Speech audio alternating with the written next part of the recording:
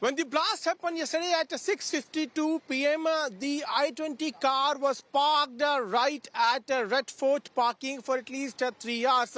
What we are now learning is that the car entered here at this parking lot area at around 3:18 p.m. and was here parked for at least 3 hours. And first, let me try to show you the visuals of this entry point. This is the Red Fort entry point, which has now been completely barricaded. Senior police officials are now on the spot and the investigations are now underway. This is the backyard area of Red Fort, and from here itself the car entered in the parking area, and my video journalist can show you the board also, which is which has been installed here, which reads Red Fort parking, where car and buses are parked. And this is the same parking area where I-20 was parked for at least 3 hours. It entered in parking lot at around 3:18 p.m. and was here till 6:40 p.m. And at around 6:40 p.m.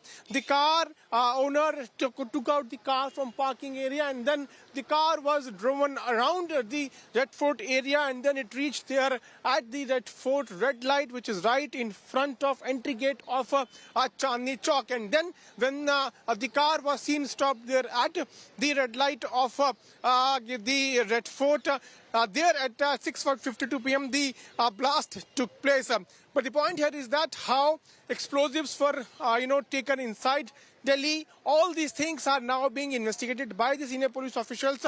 The route is also being mapped, that the car which entered from Badrapur and went to the outer ring road and then inner ring road, and then after that it reached here at the ITO area, and then from ITO it reached in the parking area of Red Fort. So all angles are now being investigated by the senior Delhi police officials.